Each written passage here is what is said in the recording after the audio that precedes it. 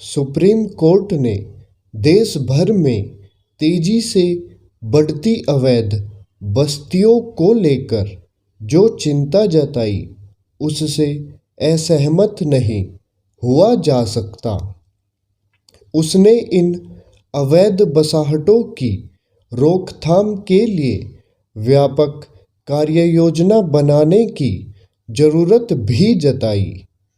निसंदेह इसकी जरूरत है, लेकिन खुद उसके लिए भी यह आवश्यक है कि वह इस मामले में कोई संतुलित और कारगर रवैया अपनाए, क्योंकि गत दिवस ही उसकी एक अन्य पीठ ने दिल्ली में सरोजनी नगर इलाके में करीब 200 झुग्गियों को हटाने की प्रस्तावित कार्रवाई पर रोक लगा दी। इसके पहले उसने राजधानी के ही एक अन्य इलाके जहांगीरपुरी में अतिक्रमण विरोधी कार्रवाई पर रोक लगा दी थी। पता नहीं इन सब मामलों में सुप्रीम कोर्ट का अंतिम निर्णय क्या होगा, लेकिन इसकी अनदेखी नहीं की जा सकती कि देश में अवैध बस्तियां बढ़ती जा रही है।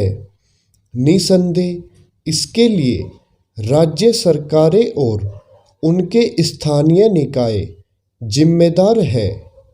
वे पहले सरकारी जमीनों पर अतिक्रमण होने देते हैं, फिर जब तब उन्हें हटाने का काम भी करते हैं।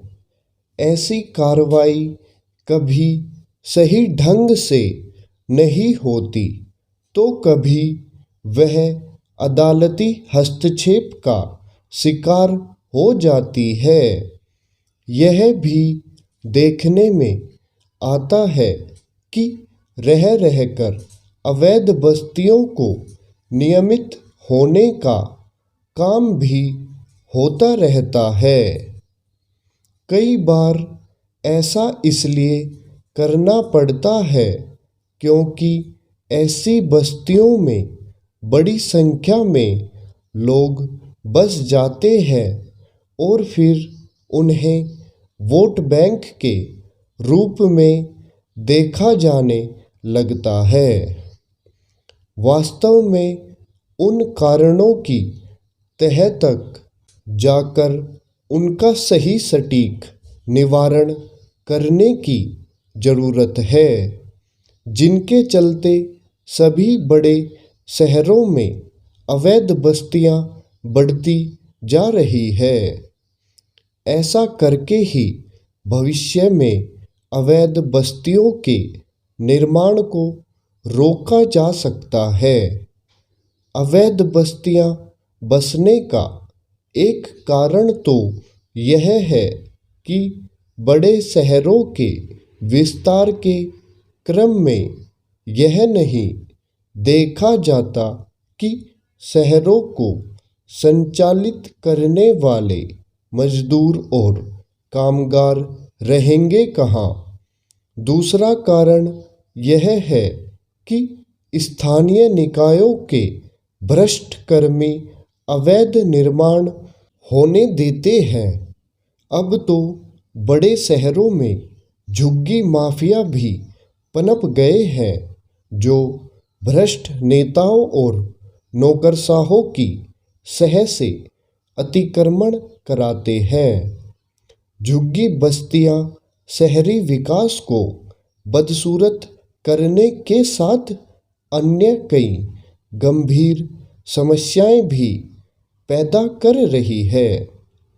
यह स्वीकार करना होगा कि अपने देश में शहरीकरण बेतरतीब और अनियोजित विकास का पर्याय बन गया है।